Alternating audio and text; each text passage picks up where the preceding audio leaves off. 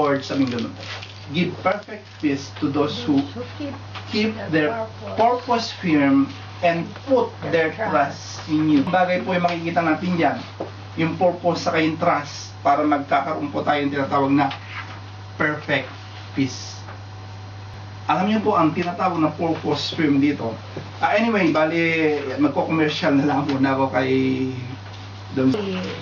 Bali, ang isang ministry kasi na ginaganap po ay yung nagpapadala ko ng mga SMS. Ako yung natanggap mo SMS kanina, di ba? So, it's a series din yun.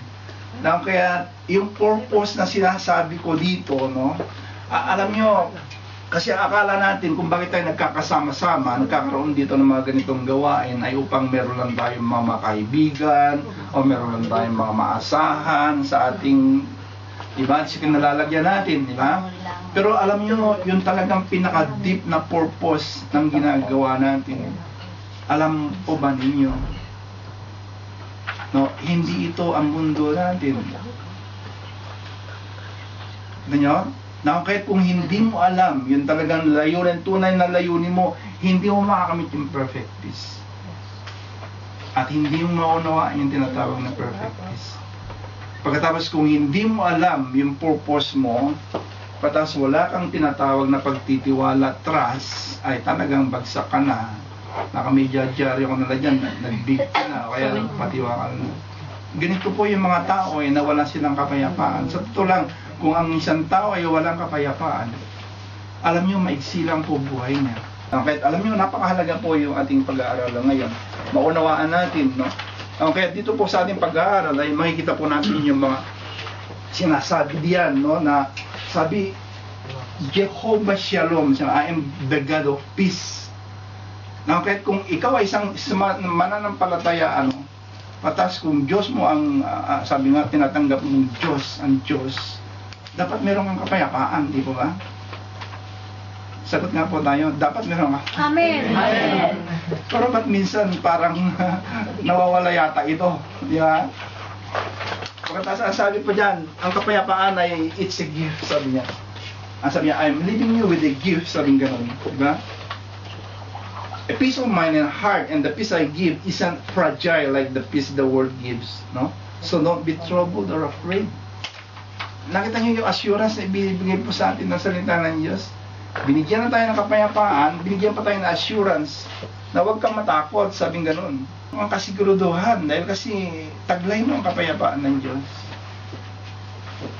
Pero sabi ko nga po, dahil nga po ang buhay, sabi masalimuot ang buhay, ay meron pong mga tatlong bagay na sabi nga po, tatlong bagay na kung titignan po natin, ito po yung sources of tension, sabi nga, that rob us of our peace. Tatlong bagay po. Ang una po ay tinatawag na sources of tension when circumstances are unpredictable. Sitwasyon na di inaasahan, no? Ibig sabihin, nagpatayo ka ng bahay, pagkatapos naitayo na yung pala, yung poste, may aanay. Di ba? Para bang yung sa kaibigan, di ba? Nakala mo, doon mo halat binuhos yung pagkakaibigan ninyo. Pagkatapos sa isang sandali lang, di ba? Nawalan ka na ng kapayapaan. Ba't ganun, di ba? Okay, so ito yung pag-aralan natin. Pagkatapos number 2 is, ayan, kapag ang isang tao po ay talagang hindi unchangeable, sa biglang tingin, sa biglang, sabi nga, kailangan po yung pagtitiwala Sa totoo lang, kung minsan nawawalan tayo ng sabi nga, ng kapayapaan kapag yung talagang gusto natin na dapat itong taong ito mabago.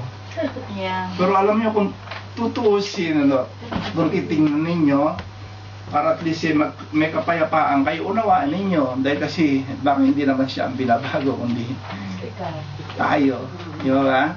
Okay, so yan po yung mga bagay na pag-agalan. May ipapaliwanag po yan, no? Tapos number 3, ayun na po. Bale, sabi nga po, when the problems are unexplainable, hindi maipaliwanag na problema. Dumating na po ba kayo sa mga ganitong sitwasyon? Yeah, amen. Lahat yan, di ba? Okay, so unchangeable, unexplainable, sabing ganun, at saka Unpredictable. Unpredictable. No? Kaya ito ang mga bagay na ito na pagbibigay sa atin ng tensyon na maguguluhan po ang buhay natin. Pero alam nyo, sabi nga po, merong tatlong bagay, no, na dapat nating makita rin para maunawaan natin yung mga bagay na unpredictable, yung mga unchangeable, pagkatapos sa unexplainable na mga problemang nagdudulot po sa atin ng kaguluhan at hindi natin nakakamit po yung kapayapaan. Na ang una po dapat natin malaman, tatlong bagay po yan, no? Pathways to personal peace, no? Ito po yung hakbang na dapat meron tayong tinatawag na tunay na kapayapaan. Number 1, we must try to accept. Number 2, we must trust. And then number 3, we must surrender. Okay. Mag-umpisa po tayo sa accept, no? Accept, at dito po makikita natin yung isang patutuo ni Dolphy, no? Na ito po hinango ko lang sa isang, kasi nakita ko po kung paano niya tinanggap yung sitwasyon niya, nagkaroon siya ng kapayapaan. Junior sa tunay na buhay, taglay ang talentong namana sa ama. Pinasok niya ang pag-aartista noong dekada 60. Ngunit unti-unting naglaho ang kinang ng bituin ni Dolphy Jr. nang malulong sa ipinagbabawal na gamot. Mula rin ang dating sa puso, makita naman ang puso mo. Yan ang sinasabi mong in chance, bibigyan ka ng chance ng Panginoon. Baon ang natutunan sa buhay. Ito ang nais iparating ni Dolphy Jr. sa bawat isa. Encouragement ko sa bawat isa, matuto tayong patawad. Mahalin natin ang kapwa natin. Hindi natin sila ng pagkakataon pa. Huwag yung ginawa at tapos na hindi. Marami pang chance na dapat ibigay tayo sa kapwa natin. Amen. Kapag na hindi natutong magpatawan kung hindi niya tinanggap yung pangyayari, di ba? Kaya yun po yung kahalagahan ng pagtanggap. Kailangan talaga tanggapin natin. We accept, we must accept. Alam niyo sa Bible, yan po yung tunay na buhay. Pero sa Biblia po, ang buhay po ni David, no, kung titingnan ninyo, nung pong nanganak si David kay Betseba, di ba, alam niyo yung unang anak nila, di ba? Pagkatapos nung nagkasakit yung bata, alam niyo ang ginawa ni David, talaga nag-ayuno siya, pagkatapos nagdamit sako siya. Kahit nagulat, natakot yung mga kasama niya sa bahay, baka kung anong mangyari sa kanya, sabing gano'n. Pagkatapos nung namatay po yung bata, ayaw nila sabihin sa kanya, dahil kasi baka, naku ito lang, nagkasakit lang kung ano na ginawa, baka kung anong gagawin kung malampatay. Pero alam niyo, nung nagbubulungan sila, nung napakinggan natin ni David, sabi niya, patay na ba yung bata? Sabi ko noon. Oo. Tapos nagbihis, pagkatas kumain, nagulat silang ganyan. Kasi akala namin, baka kung sakaling malawang patay, ano mangyayari sa iyo? Pero alam niya, sabi niya, ano ang magagawa ko? Kita niyo? Tinanggap niya. Alam niyo, ito kasi kung hindi natin tatanggapin, katulad po ni Dolphy, kung hindi niya tinanggap yan, ayaw ko lang hanggang ngayon, di ba ba? Marami po mga tao, nawawalan sila ng kapayapaan dahil kasi ayaw nila ang tanggapin ng katotohanan. Di ba ba? No, kaya katulad po kay Job na sinabi din kanina, di ba ba? Alam niyo, tinanggap din ni Job yung pangyayari sa kanyang buhay. Alam ba niyo na kapag merong dumarating na mga problemang ganyan, kasi ang sabi natin, Diyos ko nasaan ka? Si Job, tingnan nyo, babasahin nyo yung libro ni Job. 37 chapters. Hindi po nagsalita ang Diyos. At bakit? Bakit kaya? Ako rin, hindi ko rin alam eh. Pero ito ang isang nakita ko eh. Di ba, kapag tayo po ay nagkakaroon ng examination sa ating, nung nag-aaral tayo, di ba, kung nag-e-exam tayo, obserbahan niyo yung teacher ninyo. Di ba, tahimik siya, tumitingin lang. Alam niyo, ganyan din po ang Diyos sa atin. Tinitingnan lang niya. Pero isang bagay po yung nakikita kong nabubuo sa atin, nahuhubog. Kaya iyon po yung sabi nga po dapat natin malaman na yung kinalalagyan po natin, ito po ay laboratorio, di ba ba? Saan ka matututong magtiis? Hindi ba ilalagay ka sa di katiis-tiis? Diba? Kaya alam na ni Ami yun, kasi kasama, saan ka matutong magmahal, Ami? Ilalagay ka sa hindi ka mahal-mahal. Diba? Kasi dapat, alam nyo, dapat masanay na po tayo kasi sa ganun. Dahil yung pagdadalhan po sa atin, at kung doon pa tayo sasanayin, hindi ka po makakaharap sa Kanya. Kaya sabi nga nila, I have learned to be satisfied with the things that I have and with everything that happens. No? I know how to live when I am poor and I know how to live when I have plenty. I have learned the secret of being happy, sabi ganon, at anytime in everything that happens. At bakit po, ang sabi niyan, I can do all things through Christ, which strengthens.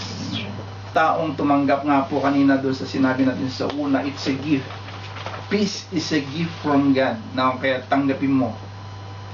Pero alalahanin po natin, sabagay, ito po medyo side study natin, yun ang palagi pong inuulit-ulit.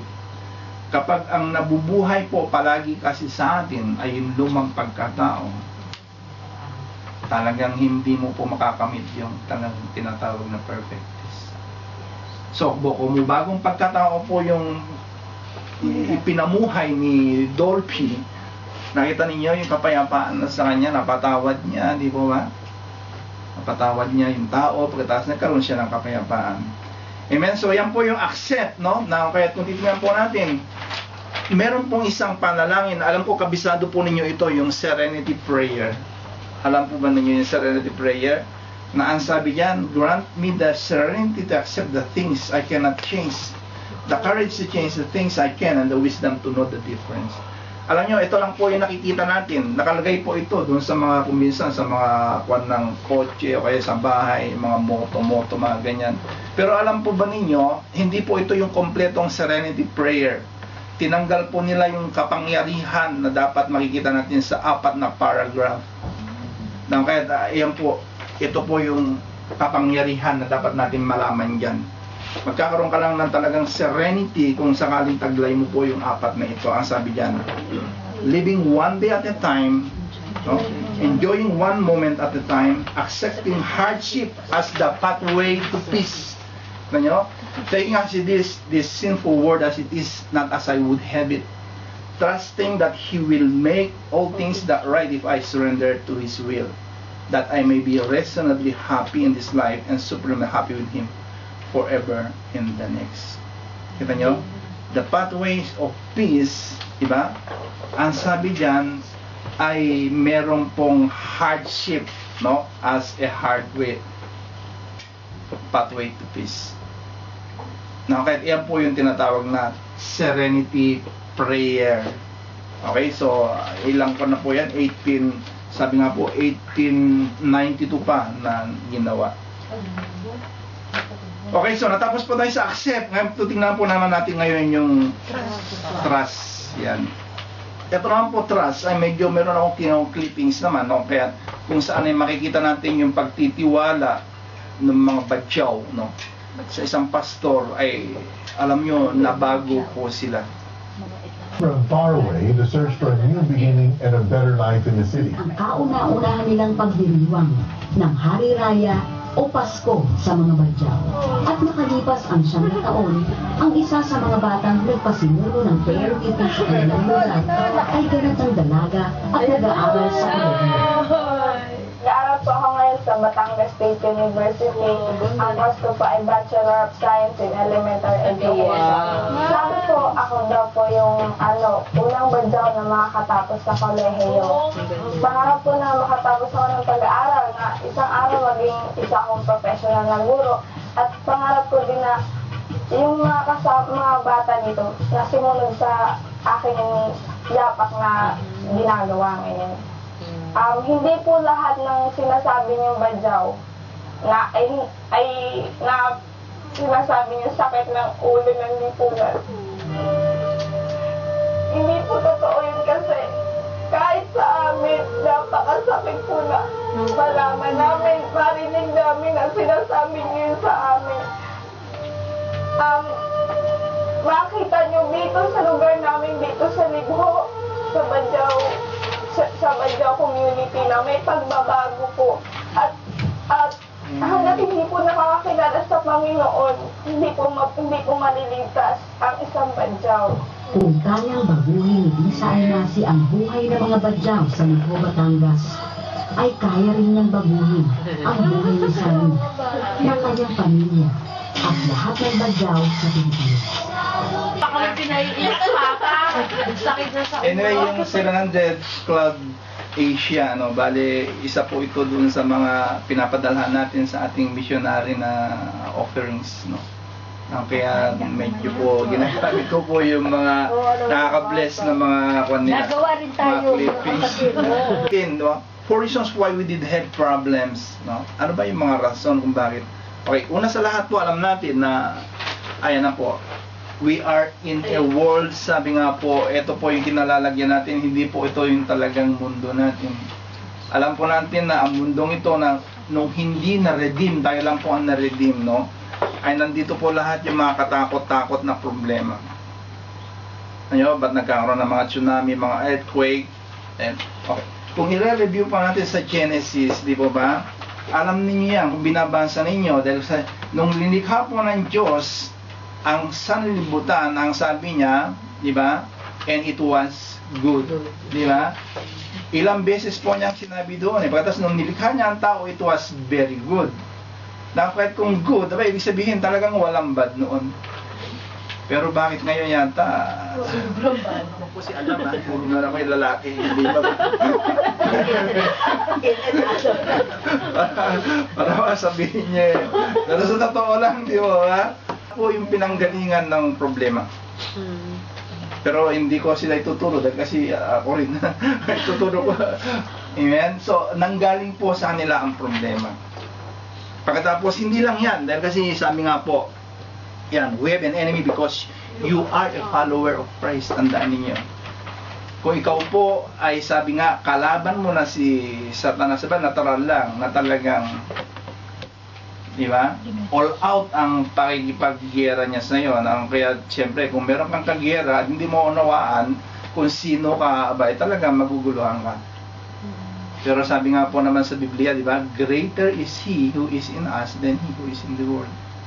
Kita nyo, iyon lang salitang yun magkakaroon na tayo ng talagang tunay na kapayapaan. Pagkatapos ang pangatlo po, sabi po dyan, we are the problem. Po natin ang problema. Dala-dala po natin. Kung hindi po natin ang alam na ang tunay na pagkatao natin, kung hindi natin alam kung paano patahanin si Badong sa buhay natin, alam nyo, oras-oras magkakaroon ka ng problema. Yung pag-iisip lang di ba? Yung mga negatibong kapag in-entertain mo, kaya nako dala-dala mo hanggang dito. So, sino ang problema? Tayo. Pero kung alam natin yung tunay na pagkatao natin, sabi nga po, greater is He who is in us. Pagkatapos alam nyo, meron pang isang problema na hindi natin alam kung saan nagmumula. Sometimes the problem, you cannot blame anybody. Kahit ang example po rito, ay makikita natin yung nangyari po doon sa paglalakad ng Panginoon Jesus kasama ang mga disipulo niya. Sa chapter 9 po ng John, ito po yung problemang hindi alam kung saan nanggagaling. Sabi po dyan, as he went along, he saw a man blind from birth. Ito po yung naglalakad ng Panginoon sa kayong mga disipulo niya. Yung mga disipulo niya na talagang naturuan na niya po, 3 taon na siguro silang nagkakasama-sama. Pero tingnan nyo yung pananaw nila sa mga problemang hindi inaakala. Sabi, his disciples asked him, Rabbi, sabi, who sinned, this man or his parent that he was born blind? Sinisi nila, hindi nila makita kung saan, sinisi nila. Pero ang sabi ng Panginoon, neither this man nor his parents sinned, sabi ganun. But this happened so that the works of God might be displayed in Him. Alam nyo, lagi ko pong ipinapaliwanag ito sa inyo, na kung hindi po natin alam kung paano natin titignan ang isang problema, isang sitwasyon, mauwi po tayo doon sa ginagawa nila. At mauwi rin po tayo doon sa ginawa ni Adan kay Eva, at yung ginawa din ni Eva.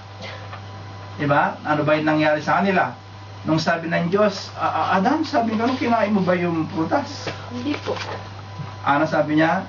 Kasi yung ibinigay mong babae. Di ba? Tapos nung tinanong na yung babae, ano sabi? Kasi yung ahas. Siguro nung tinanong yung ahas, ano sasabihin na ahas? Ikaw kasi nilagay mo ko rito. Nakita nyo, kung ganun po yung pananaw natin, alam nyo, sabi nga po, maguguluhan ka lang, wala kang kapayapaan. At isa pa, hindi po mareresolba ang sitwasyon na siyang kinalalagyan mo. Na kaya dito yung paningin ng mga disipulo, walang solusyon. Hindi solusyon yung, alam niyo kung minsan ganun po ang paninaw natin doon sa mga problema natin. Imbes na merong solusyon, inilalagay mo doon sa walang solusyon. No? Klaro po yung sinabi ng Diyos dyan, ng Panginoon Jesus, di ba? Kaya nangyari yan dahil kasi gusto ko ipakita yung kalalhatian ko dun sa buhay niya. Simple. Di ba? Instant kapayapaan, di ba?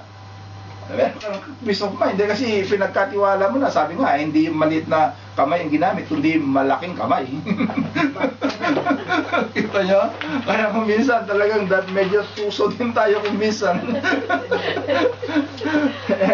Anyway, okay, so ayan po, no? Kaya sabi nga po, sa pamamagitan po ng ganyang pananaw, no, ito po yung dapat natin matanggap dyan. Sabi, you Lord give true peace to those who depend on you, sabi nga, because they trust in you. Kita nyo? Kung magdedepende ka sa Diyos, ay talagang magkakaroon ka talaga ng tunay na kapayapaan at pagtitiwala sa Kanya. At kaya't ang sabi po sa Psalms 20, Proverbs, no? 3:5-6, trust in the Lord with all your heart, no? And don't lean on your own understanding. Huwag kang magdepende sa sarili mo, sapagkat ang sarili mo kung minsan si Badong ang nangungusap, no? In all your ways acknowledge Him and He will direct your paths. Kaya ito po yung tinatawag na pagtitiwala. So, pagtitiwala. Okay, yung last, yan. Surrender. May video na naman po. May video na naman. Kasi si Rosel, kwento sa akin video.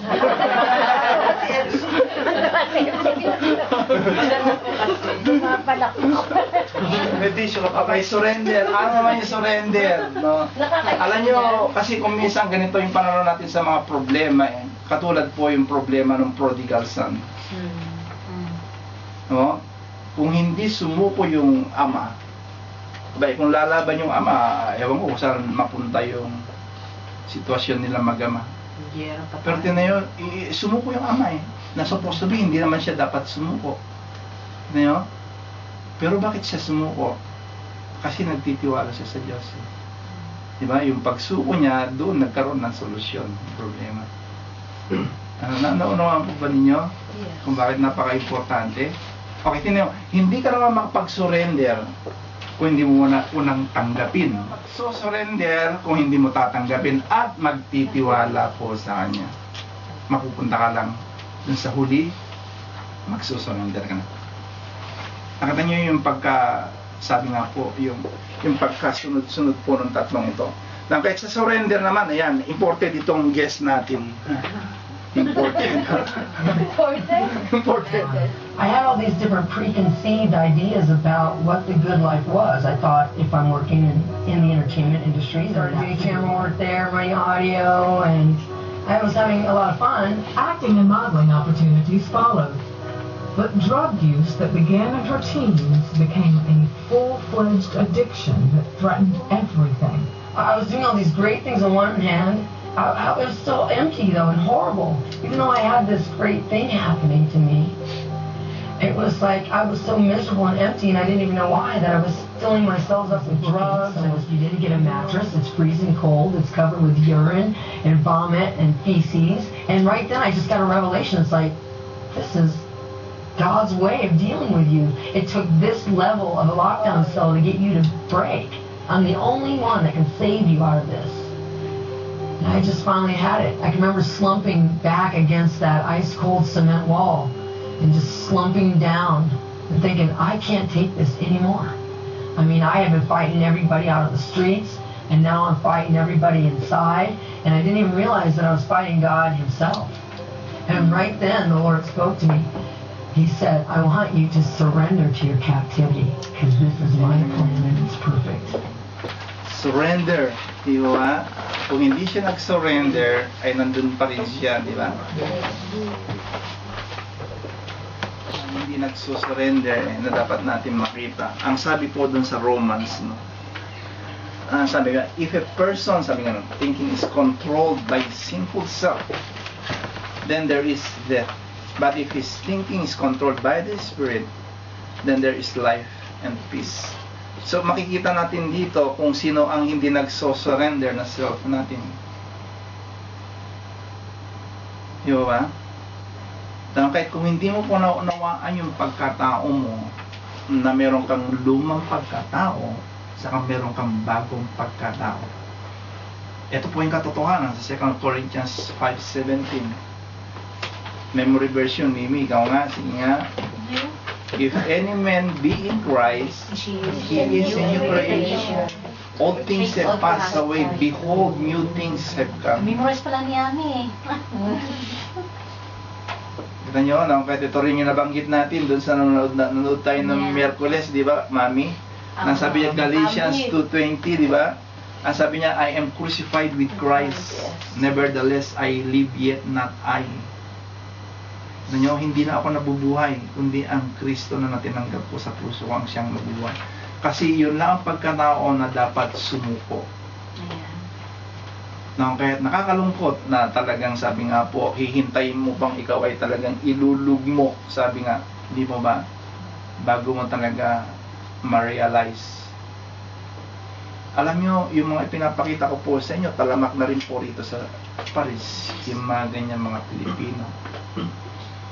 Na hindi lang yung kasiyahan na kundi talagang sila rin ay yung shabu. Laganap na rito. Nakita nyo, ito po yung dapat na misyon na makikita natin. Alam natin na sila po ay walang kapayapaan. Taglay po natin, alalahanin nyo, taglay po natin yung mensaheng makapagbibigay po sa kanila ng pagbabago.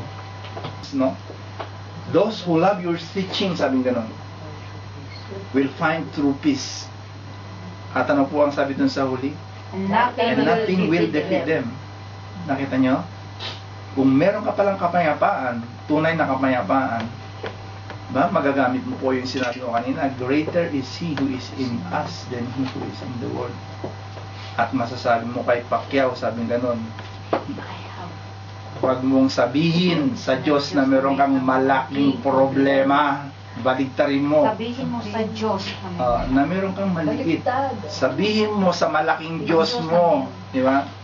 Na meron kang maliit. Romans 5:1, ang sabi dyan, since we have been right in God's sight by faith, we have peace with God because of what Jesus Christ our Lord has done for us. Kita nyo? It's only Jesus Christ who can give us peace. Alam po ninyo, ito ang dapat nyo uunawain sa amin. The evidence of a total surrendered life is obedience.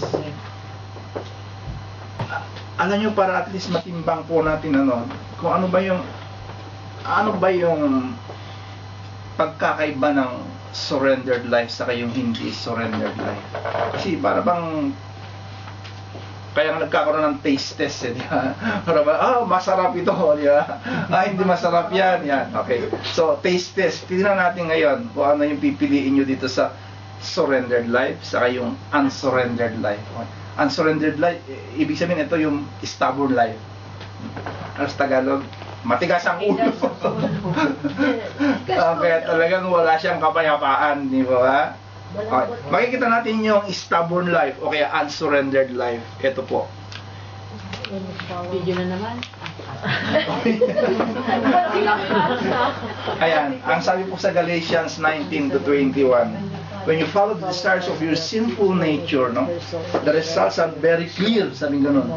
Sexual immorality, impurity, lustful pleasures, idolatry, sorcery, hostility, quarreling, jealousy, outbursts of anger, selfish ambition, dissension, division, envy, drunkenness, wild parties, and other sins like this. Let me tell you again, as I have before, Ano ang sabi diyan? That anyone sort of life will not inherit the kingdom of God. Kita nyo? Yun po ang layunin natin eh.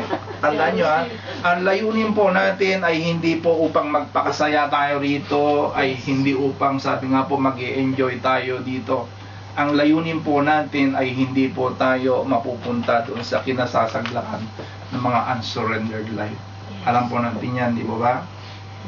At ang nakakalungkot, ito po ang nakakalungkot eh, yung pong pagdadalhan sa atin, sa totoo lang, hindi naman po ginawa yun ng Diyos para sa atin. Alam po nyo yan.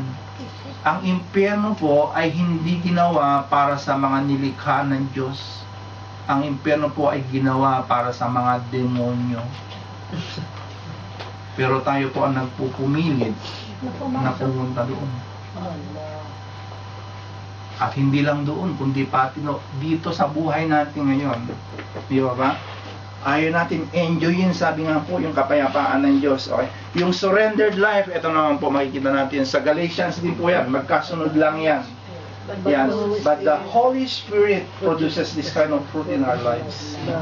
Love, peace, no?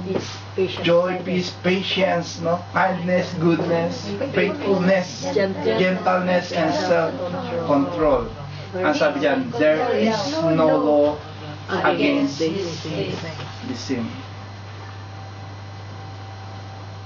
Now, kahit kapag meron po kayo ng tinatawag na Holy Spirit, no? Bunga po ng banal na Espiritu, mapapasa atin po yung sinabi kanina ni Rosel, yung binasa niya kanina. Ito po ang mapapasa atin. Ayan. Rejoice in the Lord always. I will say it again, rejoice. Let your gentleness be evident to all. No? The Lord is near. Do not be anxious about anything, but in every situation, by prayer and petition, with thanksgiving, no? Present your requests to God. Ano po sabi diyan? And the peace of God, which transcends all understanding, will guard your hearts and your mind in Christ Jesus. Finally, ito na po yung katotohanan. Katotohanan po sa accept, trust, and then sa is true. Ayan, what is noble, whatever is right, whatever is pure, whatever is lovely, whatever is admirable, if anything is excellent or praiseworthy, think about these things. Nakita nyo? Think about this. Whatever you have learned or received or heard from me or seen in me, ang sabi dyan, put it into practice. At ang magiging resulta, ang sabi po dyan, And the God of peace and the God of will be peace with you. with you. Nakita nyo? Sino may gusto ng kapayapaan? Kita siya po kamay. Dalawa pa. So, Pati pa. magagawa po kaya natin ito. We must accept it, we must trust it, and then we must... With the help of the Holy Spirit, we can do everything. Amen. We can do everything through Christ who strengthens us. Amen po ba? Amen. May natutunan po ba kayo ngayon? Amen. Okay, let's bow our hands. Thank you, Lord. Hallelujah.